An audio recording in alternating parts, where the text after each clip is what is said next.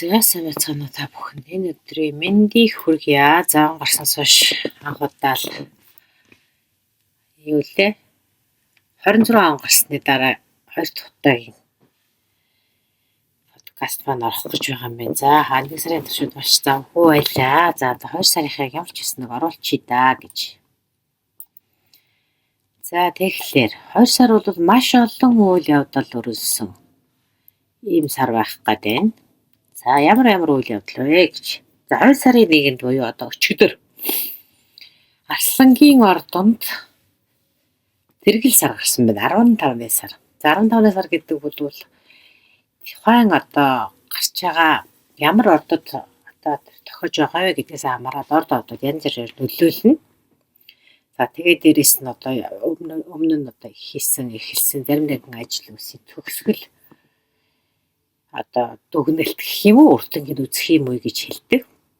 За Арслангийн ордонд гарч байгаа энэ сар бол за ерөнхийдөө бол ямар ордод яаж нөлөөлөх вэ гэдгийг энэ удаад болно ярьчия гэж. Ингэж болно энэ сурхайг бэлтжиж байгаа юм. За тэгэхээр тэрнээс өмнө яах вэ гэхээр ерөнхийдөө энэ 2 сард гараг иргэсийн хувьд ямархуу нөлөөлөх вэ гэдгийг энэ иргэсүүдийн том гарагуудын нөлөөллийг ярив. Гэт бэлтжлээ. За тэгэхээр ер нь бол 2 сар нэлээд одоо тийм гар иргэсийн том удаан хөдөлгөөний гарагуудын өөрчлөлт болох маш юм тийм таагдшгүй гэх юм уу? Өмнө нь одоо тодорхойлж болохгүй юм үлүүдэл одоо дүүрэн сар болно гэж хэлж байгаа юм. За жишээлбэл Санжир гараг бол хоньны ордонд орж байгаа юм. За тэгээд дээрэс нь нар хэртэлт бас Хумхын ордонд болж байгаа юм. За тэгээд дараа нь бас Санжир гараг Далайван гарагтай хоньны ордонд орж ирж байгаа нэгдэж байгаа юм. За тэгэхээр энэ үе бол нэлээд тийм хөдөлгөөнтэй, бужигнаантай, тайван бус маш одоо тийм хаус гүв гинтийн өөрчлөлтүүд ихтэй ийм сар байх болно гэж ингэж астрологчид хэлж байна.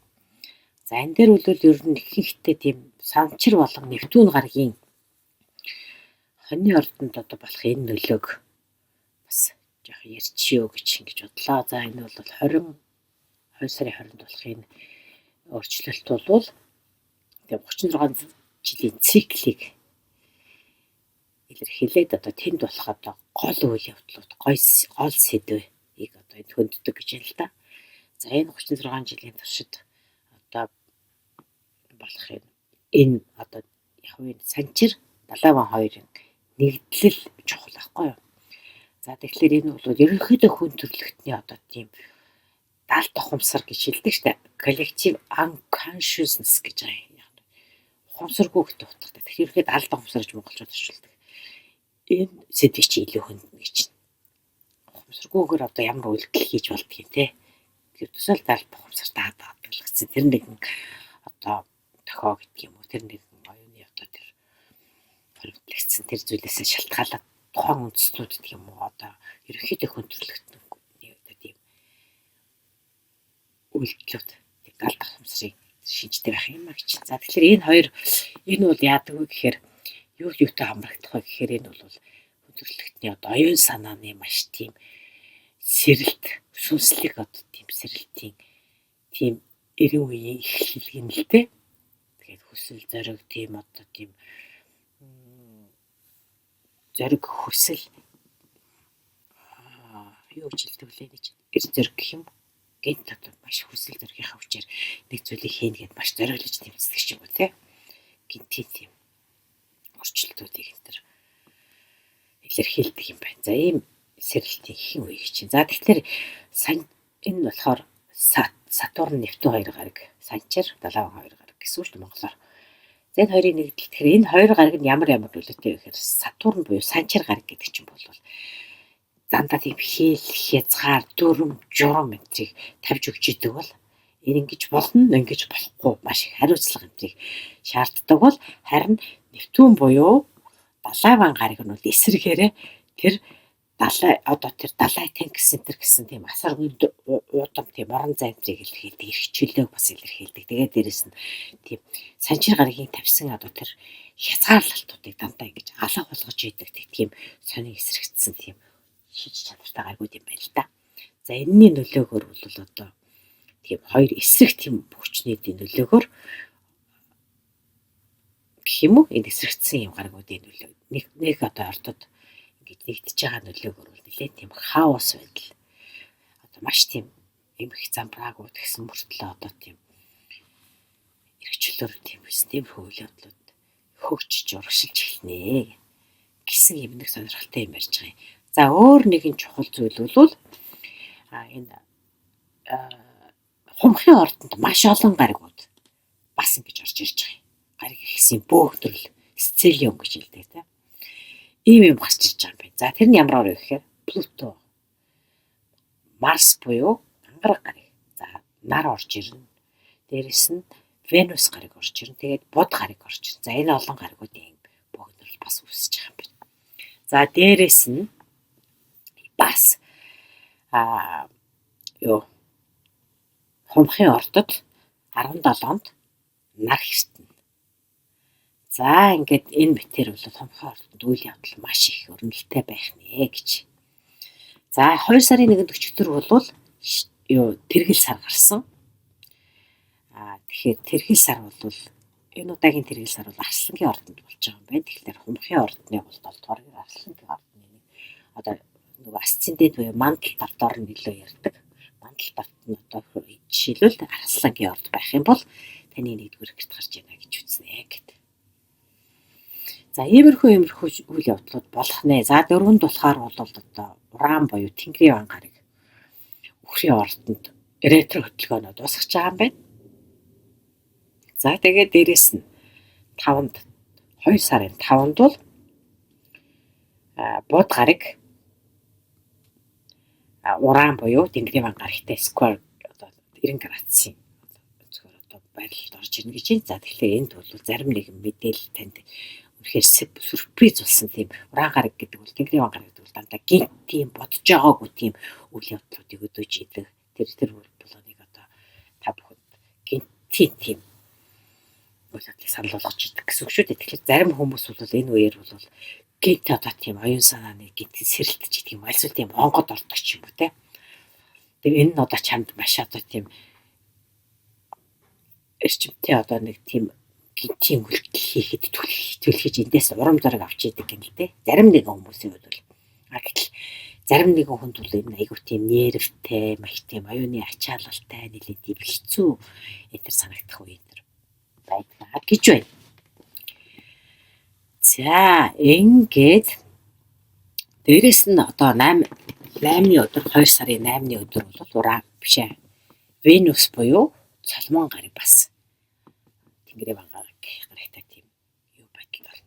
Бас эсрэгдсэн 90 градусын сквер гэдэг 90 градус хэлдэг. За энд бол хэдийгээр 90 градусын гэхээр бас жоохон таагүй байдаг ч гэсэн бас зарим нэгэн талаар бол одоо маш тийм шин зүйлийг турших, шин үзэл бодол, шин баяр баясгалан, шин одоо хөөр тогтлол энэ авах. Эсвэл цоо шин зүйл рүү ингээд маш юм сониуч байдлаар орох. Иймэрхүү одоо гинтийн одоо тийм аян цахилгаан шиг тийм ээ. Уран гэдэг чинь аян цахилгаан Тэнгэрийн ваныг илэрхийлж байгаа.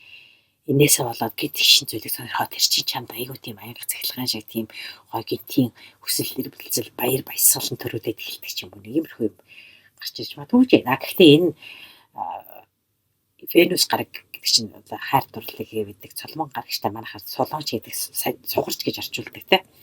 Энэ болохоор заримдаа харилцаа холбооны хайр дурлал гэдэг юм уу? Тэр тийм харилцаа холбоо одоо тэр нэг одоо дотн харилцаа энэ бас жоохон тийм проблем үүсгэж магадгүй гэсэн байна. За энэ битээр хэлж яагаад одоо энэ бол ерөнхий тааны төлөв байдлыг чинь ингээ ярьчихж байгаа. За энэ удаад бол гол нь юу ярих гэж бэлтгэсэн бэ гэхээр энэ үед бол одоо та бүхний бас нэгэн чухал гариг буюу санчир болоод Нептун буюу далай ван гаригуудын нэгдлийн тухай бас ярьчихъя гэж ингэж бодсон. За тэгэхээр энэ нь яагаад чухал вэ гэхээр энэ бол хоньны ордод нэгдэж байгаа энэ нэгдэл бол хувийн асуудлуудад маш нэлээд чухлаар бас асуудлыг хөнддөг гэж юм л да. За Тэнгэрийн одоо энэ гариг эрхс Тэнгэрийн энэ үеийн бодлууд бол хүн бүрт яг бас адилхан нөлөөлнө гэсэн үг биш шүү.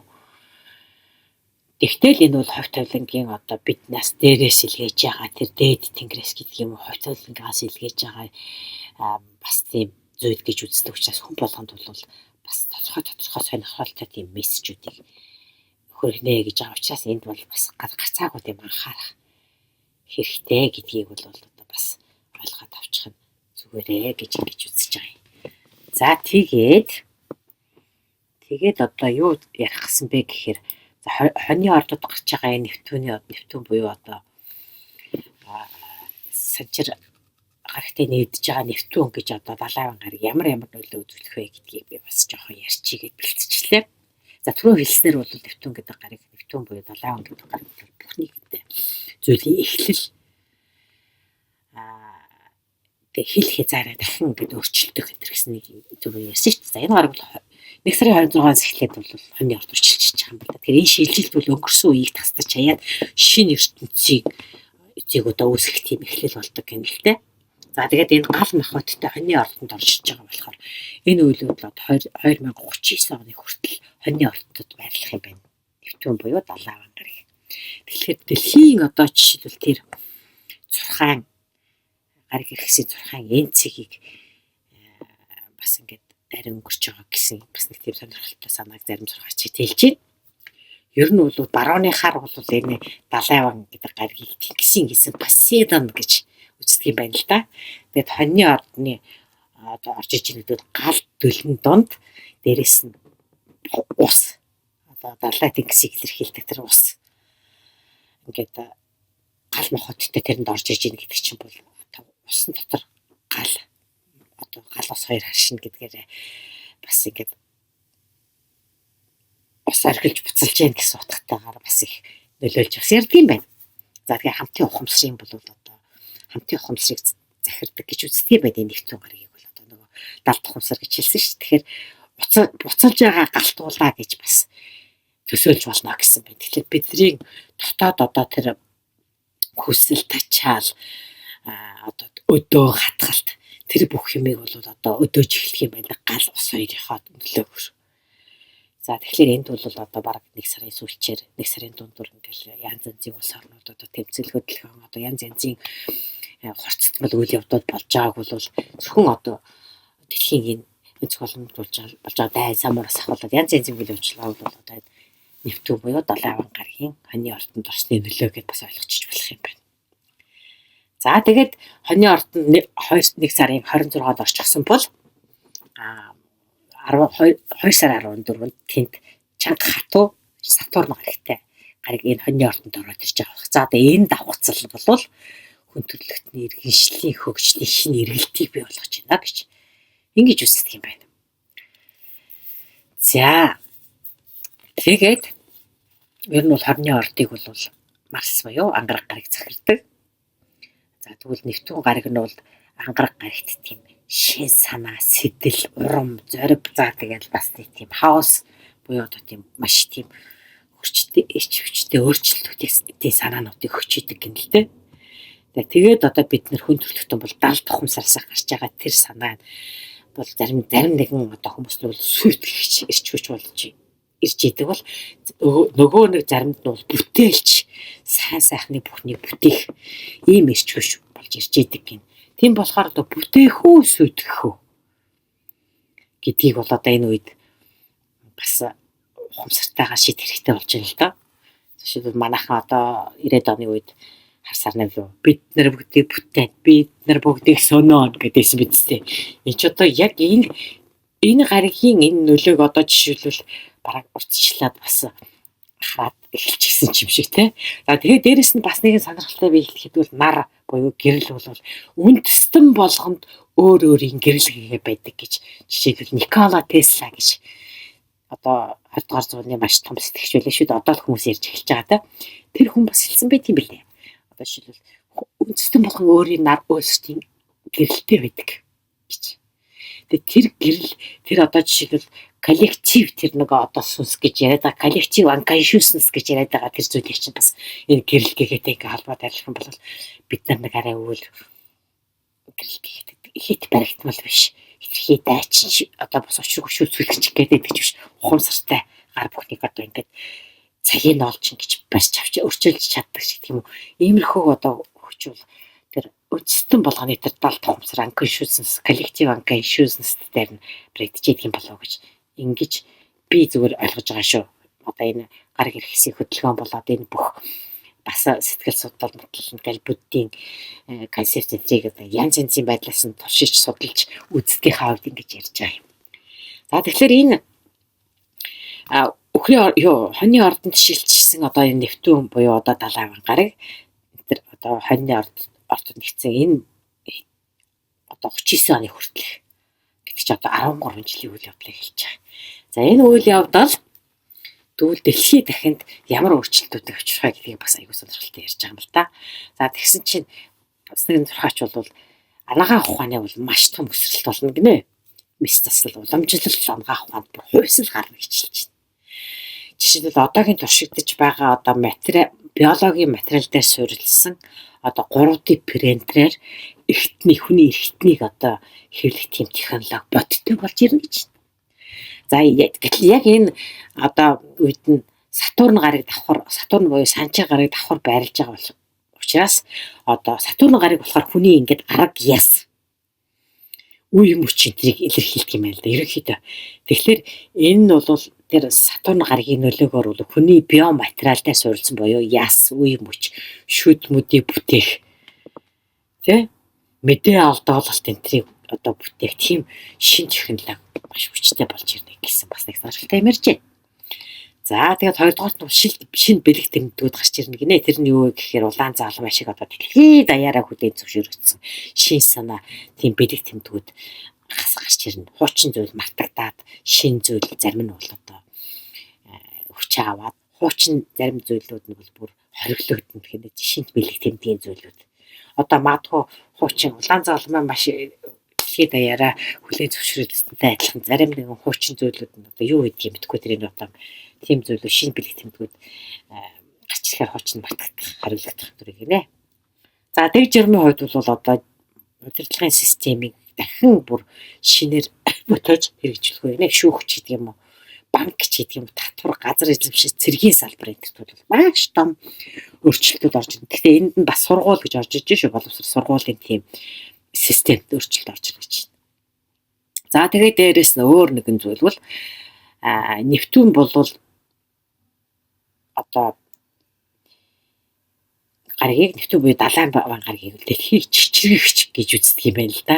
Далайн гэсэн хүчээр ч юм уу ерөнхийдөө дэлхийн бүрсийн 70% нь ус гэж хэлдэг үлээ юу гэдвүлээ. Далай гэж үздэг үлээ тэр утгаараа шилж байгаа гэж магадгүй шүү. За гэтэл Сатурн бол хорой газрыг бэлгэдэг юм л да. Санчир гарыг хорой газрыг бэлгэдэг. Тэнгүүд энэ хоёр гарагч дэлхийг чичрэгч гарыг далай. Гэтэл хорой газрыг бэлгэдэг санчир гарыг хоёр ингээд нэгдээд эхлэхээрээ бол шинэ эхлэлээ тавина. Тэгэхээр хүчтэй шуурга, газар хөдлөлт, үер, гол мөрний хайлах энэ төр одоо угаасаа холбоог хайлаад эхэлсэн байгаа шүү дээ. Тэнгүүд энэний одоо бас нэлийн хүчтэй тийм цикл орж иж магадгүй чи зарим нэгэн нутаг дэвсгэрт бол амьдрах нөхцөл муудаад экологийн маш тийм миграц буюу одоо шилжилт хөтлөө ирж магадгүй гэсэн бас тийм маш сонирхолтой зүйлүүдийг хэлж байгаа юм байна. За тэгээд миграцийн асуудал экологийн миграц зарим газар нь одоо хит туур хашаад эсвэл зарим газар нь хит тийм юунд давтаад усан давтаад амжих боломжгүй болохоор хүмүүсийн тэртээ дөрвөн хүмүүсийн миграц буюу одоо шилжилт хөдөлгөөн болно шүү дээ. За тэгэхээр энээс болоод асуудал маш их өсч магадгүй гинэ шилжилт хөдөлгөөнөөс болоод.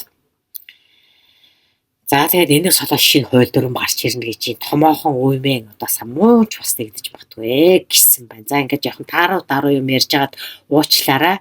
Энэ бол одоо миний бодож олсон зүйл биш.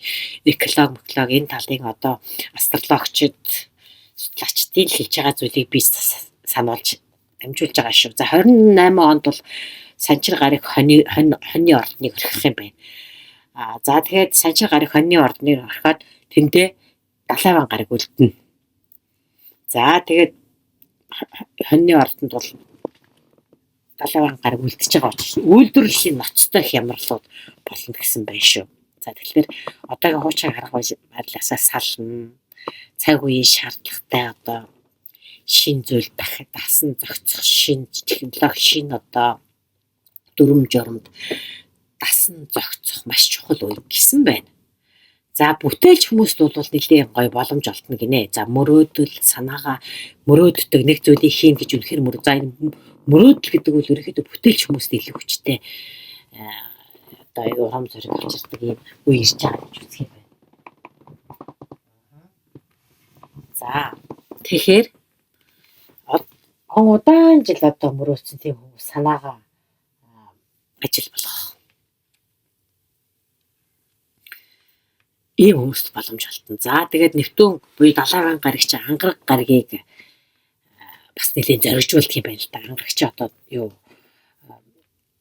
хоньны ордны удирддаг штэ. Тэгэхээр 28 оны хүртэл хоньны ордонд Нэвтүүн гараг байгаа. Гэхдээ 28 он хүртэл Сатурн байж байгаа дахин явчихж байгаа штэ. Тэгээ тэрнээс ч дандаа хоньны ордонд Далайван гарыг үлдчихэж байгаа болохоор тэр Далайван гаргийн гараг чинь хоньны ордыг удирдагч тэр ангараг гаргийг угаасаа ангараг гараг чинь зоригтой дайчин үйлчлэлийг хийхэд бэлэн байдаг штэ. Тэгээ тэрэнд нь Нэвтүүн буюу Далайван гарыг нөлөөлчихөж байгаа учраас энэ мөрөөдөлтэй тодорхой зорилготой тийм хүмүүсийг урагшин төлөж өгдөг чинь. Тэгэхээр мөрөөдөл биелүүлэх маш чухал үе гэсэн. Бүтээлч хүмүүст шүү. Бүтээлч хүмүүст. Бүтээлч ямар нэгэн зүйлийг хийхгээ санаачлаад олон жил бодоод тэр нь өршлөхгүйсэн бол энэ үед орчлох үе гэж штэ. За иймэрхүү сонирхолтой үйл явдлуудыг бол ерөнхийд нь ингээд ярьчихъя. За тэгээд төгсгөлд нь би юу ярихад бэлдсэн бэ гэхээр за энэ Нэвтүүн гэдэг энэ гараг 26-наас хойш орчихсон байгаа энэ гараг ямар гэрт үйлчлэх вэ гэдгийг зөвхөн товчхон хэлээж явчих. За хоньны ордны бол Нэвтүүн гараг одоо нэг болоод 12 дугаар гэрээс 1-р гэр рүү шилжиж байгаа маяг да. Тэгэхээр зүүд, зөм бэлэг, далд одоо мэдрэмжүүд чинь маш хорцолох юм байна. За Өвхрийн ордны бол 11 12 дугаар гэрийг дамжина гэж байгаа юм. Тэгэхээр бол энэ 11 дугаар гэр бол найз нөхөд нийгмийн гэдэг юм харилцаа. Чи одоо сошиалор болон одоо үзэл бодол нэгтэй хүмүүстэйгээ хамтрах энэ Нэвтүүн буюу Далайван гарыг нөлөөлнө гэсэн үг. 12 дугаар гэр гэхээр бол бас арай өөр бол явцдаг. Одоо жишээлбэл тусдаас тусгаарлуулах гэсэн. Дээрээс нь зүүд зам зөм бэлгийн энэ үйл явдлыг бас илүү одоо ихэд хэлцээ. За Нэвтүүний нөлөөг бол ер нь маш богинохон ярих шүү. Яг бол дараагийн сар бүрийн цохонууд дээр илүү ярих учраас за тэгээд сая өхөр гिचгсэн Аяхийн ордныхны хот бол 10 дугаар гэрт барилж байгаа юм байна. 11 дамжиж барилнаа л гэсэн үг. За 11 дугаар гэр гэхээр зөвхөн 10 дугаар гэр гэхээр карьер албан тушаал таалагдана гэсэн үг. За Эхрийн хотод бол ийм 10 дугаар Мэлхийн ордны хотод бол Нэвтүүн гарыг 9 дугаар гэрт гэдэг бол шашин шүтлэг сурах мэдих боловсрох эд боловсролын цэг хамаардаг.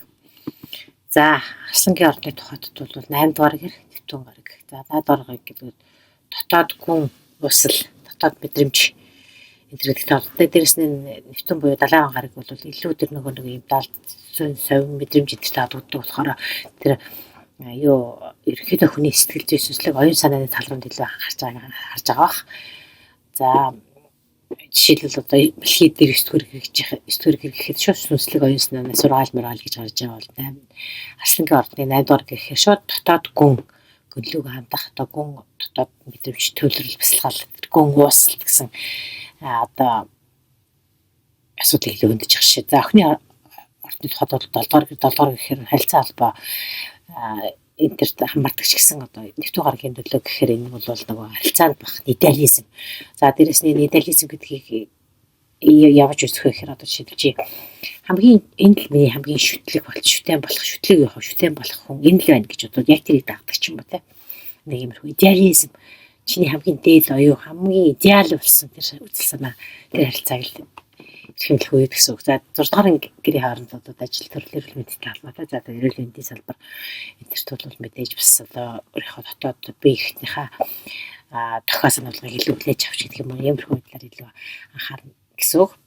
За 70 гаруй нөлөөг ярьж байгаа шүү дээ. За тэгээд хилэнцгийн орнотоход бол 5 дугаар гэр гэхээр бол хайр дурлалтай холбогддог. Тэгэхээр хайр дурлалын харилцаанд бол идеализ юу тэр романтик харилцаа дотор одоо жоохон төрөгдөх энэ бас хандлага үүснэ лээ. Яг л 70 гарагч чинь бол одоо дэндүүх одоо бүр хит одоо тийм идеал байдлаар юм төсөлчдөг. Тэр хүний одоо жишээ нь хамгийн одоо байжлахгүй хамгийн одоо тэр өөрийнхөө төсөөлөл мөрөөдөлд байгаа тэр бүхнийг л олж хардах болохоор тэндээ нөгөө жинхэнэ одоо төрөлд төрж магадгүй гэж л да. Хамгийн гоёор төсөөлсөн тэр төсөөллийн хараас яваад байдаг болооч яг амьдрал дээр ямар байдгийг бодит төрснөөс муухай байх магадaltaй гэж.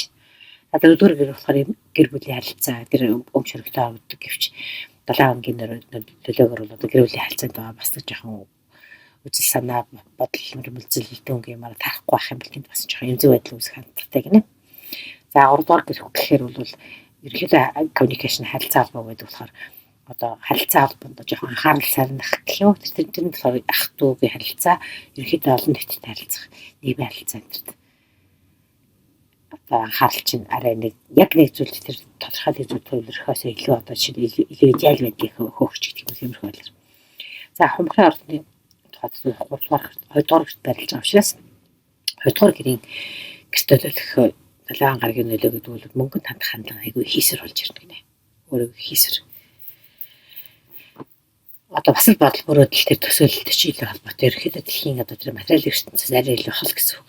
За засны ордныхын тухайд бол нэгдүгээр 12 дугаар яадаг бол одоо засны ордоос хондоо шилжиж байгаа гэж үзэж байгаа. Тэгэхээр засны орд хондын орд хоёр бол харилцан одоо 70 гаруй бараа сольж байгаа учраас энд бол нэгдүгээр нэг нь 12 дугаар гэр гээд хөдөлгөөнийх нь одоо нааштай хөдөлгөөс болоод ингээд 12 дугаар гэр буюу нэгдүгээр гэр загсных гэх мэт ингээд явчихж байгаа юм. За ингээд энэс цаашаа бол зөвхөн сарны ордны 15 сарны зураг оруулах явчих. Сая бол 2 сарын 1-нд сар гарсан шүү дээ. 15-ны сар.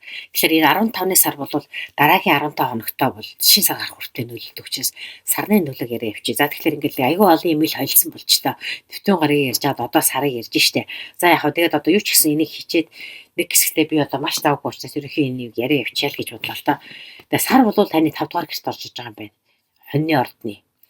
За тэгэхээр таны хоньны ордны 5 дугаар гэр гэдэг бол хайр дурлал. Тэгээд хобби. Таны дуртай хийдэг ажил. Тэгээд дээрэс нь хайр дурлал үр хөвгтэй чи илэрхийлдэг. Тэгэхээр энэ сарны нөлөөгөөр энэ үед бол таны одоо тэр хобби ч нэлээ идэвх чинь хайр дурлалын амьдрал нэлээ идэвхтэй болж ирнэ. За тэгээд үр хөвгтөд анхаарах тэр анхаарал халамжийг бол нэлээ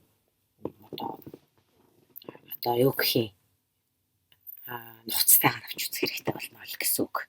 Мэдээж нэвтэн гарагч гэсэн одоо таны одоо хоньны ордод аль хэдийн ороод ирсэн байгаа болохоор тэр чинь бас таны хоббиг одоо идэвхжүүл гэсэн шүү дээ. Хоньны гал мохоттой анхаа хэмнэлээгөө. За тэгэхээр таны бол хобби бүтээлч үйл ажиллагааг эрхэмлдэг ямар нэгэн бүтээл хийдэг ийм хүмүүст бол энэ 15-ны сар бас чухал мессеж мэдээллүүдийг өгнө гэдээ ойлгочих болно. За үхрийн ордны тухайд бол таны 15-ны одоо тэргэл сар таны 4-р гэрт гарч иж байгаа юм байна. 4-р гэр гэдэг бол таны үл хөдлөх хөрөнгө, ээж аав жингээр орон энтрийг илэрхийлдэг. Тэгэхээр та бол энэ үед шинэ мэдээ авч олж сонсож болно.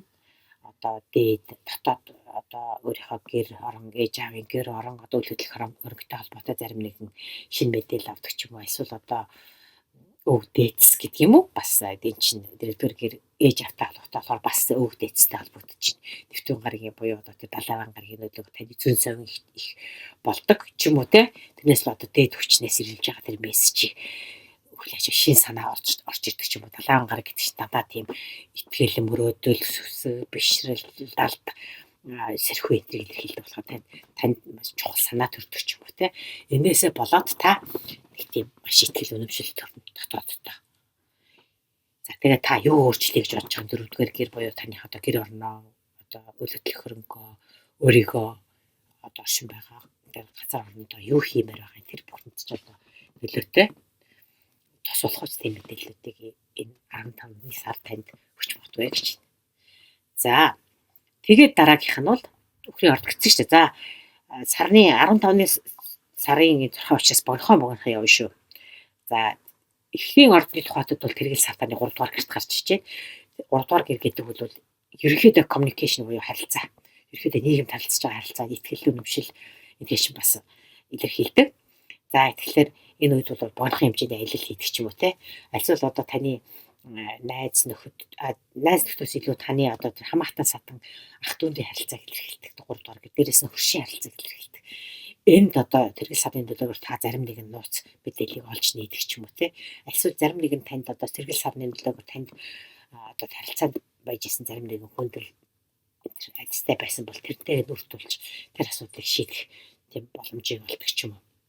Иймэрхүү байдал үүсэх нэ. За тэгээд энэ хүрээд тэргэл сарны одоо нөлөөг бол яриад өндөрлөчий. 17-нд нар хэрт учраас тэр мэдээллийг дараа нь тусдаа оруулна гэж бодож байгаа. За мэлхийн ордны тухайд бол тэргэл сар таны 2 дугаар гэрт гарч байгаа юм байна. 2 дугаар гэр гэдэг бол мэдээж таны өөрийн чи яг өөрөө хөдөлмөрлөлт олж олдог мөнгө санхүү илэрхийлдэг. За тэгэхээр тэргэл сар таны 2 дугаар гэрийг гэрэлтүүлж яана гэдэг чинь бол таны мөнгө санхүүгийн ажилд таатай нөлөө орно гэсэн.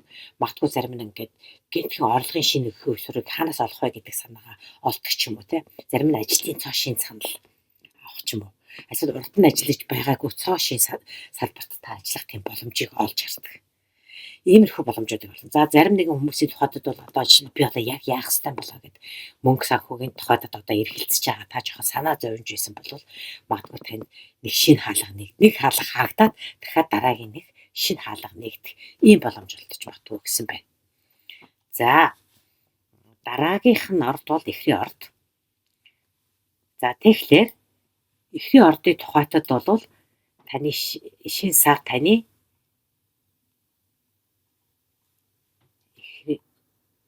мэлхийн ордыг яриад болсон те. Уучлаарай одоо юу мэлхийг яриад болсон. Дараагийн орд бол уучлаарай арслан юм биш үү? Андорчч. За арслангийн ордны тухайд бол таны 1-р гэрт чинь шин сар гарч байна. За тэгэхээр 1-р гэрт бол яг таныг өөрийг чи илэрхийлдэг. Таны гадаад өнгө үзмж та нийгэмд хэн гэж танигдчихж байгаа юм тийм ээ. Таны амьдралын зорилго чинь юу юм гэдгийг чинь 1-р гэр илэрхийлдэг аахгүй. Тэгэхээр таны 1-р гэрт одоо энэ шин сар гарч ирж байна гэдэг бол та одоо хувь тайлангийн тийм чухал одоо ил хэмжийг одоо дэйтингрэс ч гэдэг юм уу, өвдөөцс ч гэдэг юм уу те. Тийм ил хэмж танд бас ирж магадгүй гэсэн нэг юм хэлж байна. Зарим нэгэн зурхаачд бол.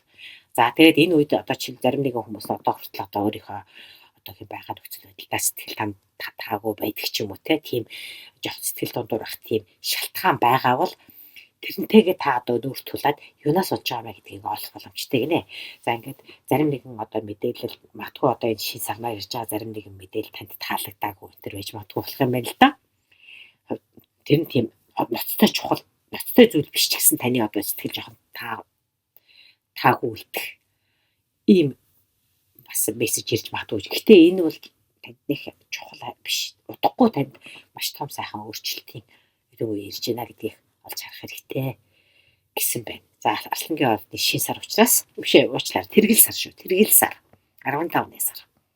Тэгэхээр энэ бол 15-ны сар бол дараагийн 15 хоногт болох үйл явдлууд буюу өнгөрсөн 17 хоногоос үүдэлтэй бүх үйл явдлуудын чинь төгсгөл дүгнэлт тэгээд дараагийн 15 хоногт болох үйл явдлууд чинь илэрхийлж байгаа. За 17-ны өдөр болох нар хэртэл бол таны 7 дугаар гэрт болно. Энэний тухай мэдээллийг тусад нь оруулна гэж бодож байгаа.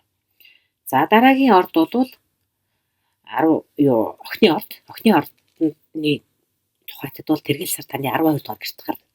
За 12 дугаар гэр гэдэг бол мэдээж алсын аян, гадаадад аялах аялал, хууль журам, бичиг баримт энтертэй холбоотой тийм үйл явдлыг бас илэрхийлдэг гэж байна. Албан ёсны бичиг. За тэгэхээр 12 дугаар гэрт бол дээрэс нь бол одоо бас жоохон нууцлаг, бусдаас тусгаарлагдаад өөрийгөө олох, бясалгал хийх, итгэл үнэмшлийг олох, өнгөрсөнтэй холбогдох гэсэн үйл явдлуудыг илэрхийлдэг. Энэ төрлийн дээр төрсөн үйл явдлууд танд одоо ирж магадгүй юм байна. Тэгээд ерөнхийдөө бол танд одоо ямар ч шинэ ажлын саналч гэдэг юм уу, альсвал одоо хууль дөрвийн бичиг баримтчлал, гэр бүл туслах ч гэдэг юм уу, зарим нэгэн тийм үйл явдлууд тэг дуусгах үе гэж байж магадгүй гэж. Яг бол 12 дугаар гэр бүл бас төсөөлийг илэрхийлдэг. Нэг зүйл төгсөөд дараагийн шинэ үе эхлэхийн өмнөх та өөрөө бодох, бясалгах, өөрийгөө олох, нууцыг нээх энэ гэсэн энэ үйл явдлыг илэрхийлээд идэг. За ингээд тэргэл сарны 6-аг бол ингээд өндөрлөлийн тэргэл сар бол зөвхөн 15 хоногийг одоохоос эхлээд 15 хоногийг илэрхийлж байгаа гэсэн тийм. Тэгэхээр 2 сарын 17-нд нар хэртэн таны 6 дугаар хэртэн энэ тухай мэдээллийг бол дараагийн 15-16-ны үед оруулнаа. За дараагийн орд бол жинлүүрийн орд. За жинлүүрийн ордын тухайтад бол тэргэл сар таны 11-р гэрт гарч байна. За 11-р гэр гэдэг бол таны найз нөхөд нийгмийн хүрээллийг илэрхийлдэг. За тэгэхээр энэ бол танд бас карьер одоо найз нөхөдийн холбоо, нийгмийн хүрээллээс бол нэлээд таатай мэдээ энд танд ирэх юм байна.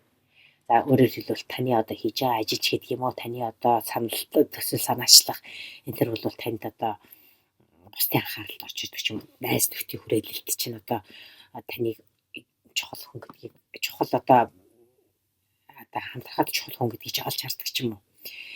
Ийм боломж алднаа гэж. Тэгэхээр энэ бол таны хувьд их таатай мэдээ. Энэ 15-ны сар буюу тэргэл сарны төлөөгөөр бол та ингээд карьерийн хувьд нэлээд таатай мэдээ хүлээж аваад та бол нэлээд айтай боломжуудыг олж харах юм байна. За тэгээд дээрэс нь энд бол нийгэм нэлээд байр суурьтай эмэгтэй хүний зүгээс бас тэмдэглэж ирж магадгүй гэсэн нэг зүйлийг бас амжилт хашид хэлээд байгаа юм. За 17-нд бол тэргэл сар таны 5 дугаар гэрт гарна. Энэ бол хайрт бол хоббитэй ч холбоотой. Тэр зүйлийг чи итгэжүүлнэ гэсэн үг. Гэхдээ энэ мэдээллийг бол би 16-7-ны үед оруулах учраас төрөөд өндөрлөе. За дараагийн орд бол хилэнцгийн орд. Хилэнцгийн ордын тухайтад бол таны 10 дугаар гэр гэж байгаа учраас таны статус, ажил төрөл статусыг илэрхийлж байгаа. За тэгэхээр амжилт олох таныг одоо зарим нэг хүмүүс бол дагах. Таныг одоо жишээлбэл одоо зарим нь хэрвээ та нэг нэлийн одоо өндөр байр суурьтай бол зарим хүн таныг одоо дагах, эсвэл мөрдөх, мөшгөх, жоохон атаарах ч гэдэг юм уу. Тиймэрхүү зүйлүүдийг та энэ үед зөөн цонгороо олж мэдэж магадгүй гинэ. За тэгээ бишрэгчэд бол одоо нэлээд нэмэгдэх энэ гэсэн иймэрхүү зүйл байдал гарч байна.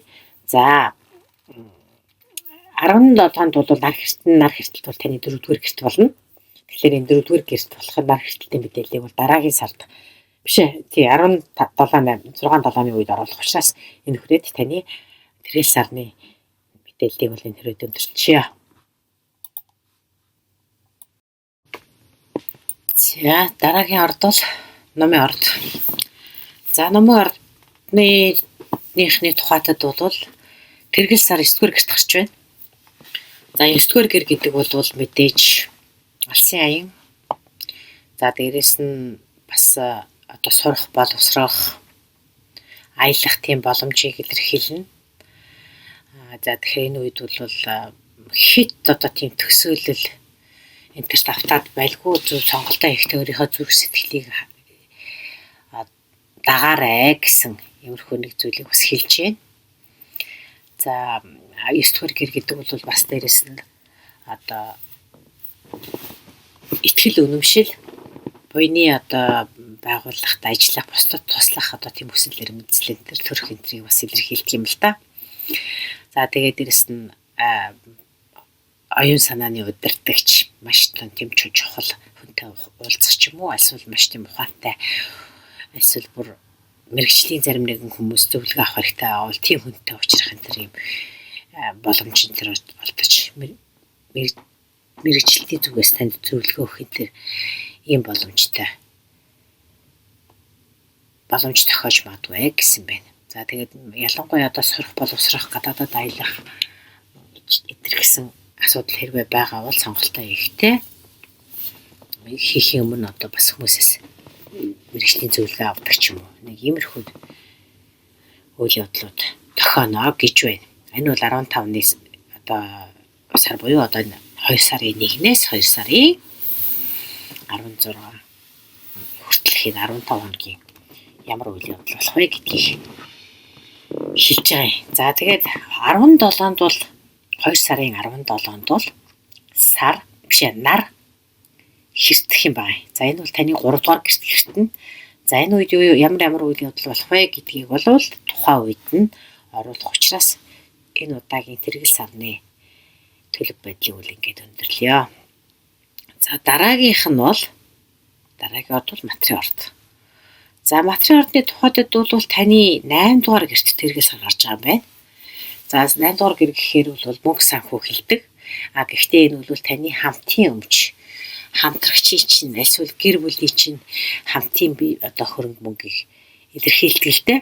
За тэгэхээр энд бол та магадгүй ингээд нэг тийм зээл авах ч юм уу одоо хамтарсан одоо тэр бизнесээс болох ашиг орлогыг тооцох ч юм уу нэг юмрхүү үйл явдал энэ 15-ны одоо тэргэл сарны нөлөөгөөр нэлийн хүчтэй өрнөж магадгүй гэж. За зарим нэгэн хүмүүс бол санхүүгийн одоо тийм дарамт ачаалдаас чөлөөлөгдөх тийм нөхцөл байдлыг судлах ч юм уу. Альсуу шинэ мөнгөний их үсвэр хайх. Энтэр иймэрхүү нөхцөл байдлууд танд 15-ны сарны нөлөөгөөр танд өсч магадгүй. За магадгүй зарим шинэ мөнгөний шинэ их үсвэр олно гэж байна. За ер нь бол хариуцлагаас одоо тийм нэлийн хариуцлагаас чөлөөлөгдөх дарамтаас салах энтэр гэсэн нэг тийм мөнгө төрөг одоо бизнесийн хариуцлага шиг тийм үү? Тийм үйл бол та бас нэлийн сэтгэлээ чилээх бололтой юм шиг байна. Гэхдээ таныг бол одоо юу ч хорж уяагүй учраас ер нь бол та өөрийгөө чөлөөлөх маш олон боломжууд таны өмнө байна гэж.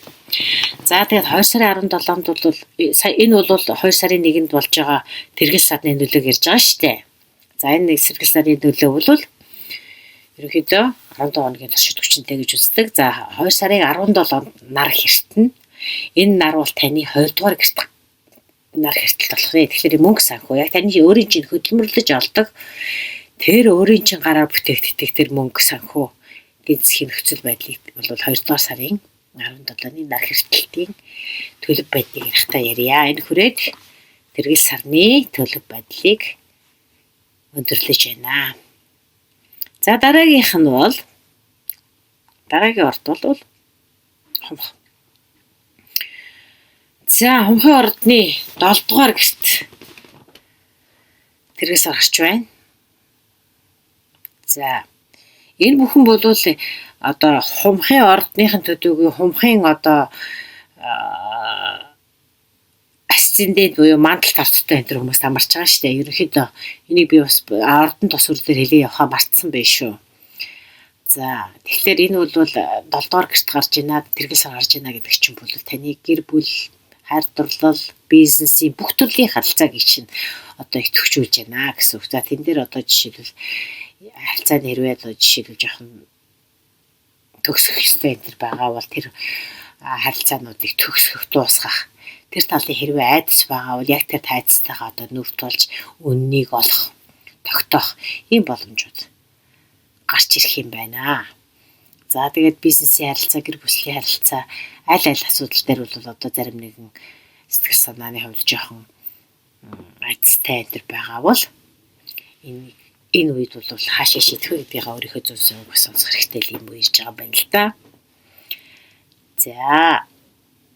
За энэ үйл явдал бол зөвхөн 17 тэргэл сарны нөлөө буюу 15 хоногийн хооронд л дуусгах ёстой харилцааг дуусгаж шинээр эхлэх ёстой бол тэрийг одоо үдсүрийн тамиал гэсэн үг. За 17-нд бол нар хэртэн. Нар хэртэлт таны 1-р гэрт яг хумхын ордонд болж байна. За дээрэс нь энэ 2 сар бол хумхын ордныхоо тухайд маш чухал сар байгаа. Энэ сард бол маш олон гаригууд таны энэ хумхын ордод нэгдэж одоо бүр цугларт болж байгаа. Тийм учраас энд бол нэлээд чухал үйл явдлууд, чухал мөрчлөлтүүд гарах байхаа гэж үзэж байгаа. За нар хэртэлтийн тухай мэдээллийг бол дараагийн удаатаа оруулнаа гэд энэ хүрээд өндөрлчихье. За загсны орд. Дараагийнх загсны ордны тухайтад бол сар таны тэргэл сар таны 6 дугаар гэрт болж байна. За 6 дугаар гэр гэдэг бол мэдээж өдөр тутмын хийдэг тэр үйл ажил. За дээрэс нь одоо гэр бүлийн хүрээнд хийдэг ажил байж болно. Байнгын таны өөрийн чинь албан ажил байж болно. Дээрэс нь бас 3 гэр бүл эрүүл мэндийг илэрхийлдэг. Тэгэхээр эрүүл мэндэд бол бас нэлээд анхаарал тавих хэрэгтэй гэсэн сигнал тохионуудыг бол танд өгч хэлж магадгүй. Дээрэс нь 6 гэр бас зөвхөн гэр бүл хамтрагч одоо ажлын хүрээнд хийгээд байдаг ажлаас өдөр тутмын үйлдэлээс чинь гадна бас таны гэрийн чинь тэжээвэр амьтдыг бас илэрхийлдэг гэнэ л дээ. За тэгэхээр эдгэртэй холбоотой маш олон зохицуулах ажлууд танд гарч иж магадгүй. Гэхдээ та бол энд нэг их тийм санаа зовхгүйгээр бүгдийг та зохицуулж амьдралтаа болж байгаа бүх юмыг өөрийнхөө хүснээр зохицуулах боломж нь танд байна гэж хэлж байна. За тэргэл сарны тухайд бол юм байгаа юм. За тэргэл сарны нөлөөгөөр 12 нөлөө бол одоо ингэ өнгөрчж байгаа юм. Тэгэхээр тэргэл сар бол таны 6 дугаар гэрт гарч ингэсэн шүү дээ. За тэгэхээр 17-нд бол нар хэртэл тань таны 12 дугаар гэрт гарах юм байна. За энэ талын үйл явдлыг бол дараагийн удаад оруулах тул ингээд энэ хүрээд тэргэл сарны нөхцөл байдлыг 12 орд төсвөрөөр илэрхийлсэн. Тамагсан энэ тамаг одоо хахаа өндөрлөж байна. За дараагийн 17-ны нар хэртэлтийн чухал үе учраас тэр үеэр эргэлж уулзъя. Та бүхэн энэ хүртэл хамт сонссон та бүхэнд баярлалаа. За дараа уулзъя. Баяртай мэдээж лайк, share, subscribe хийгээрэй гэж хүсье. Энэ бол одоо миний ажлыг үнэлж байгаа бас түгээж өгч байгаа чинь бас том шагнал болж шүү гэж. За баяртай.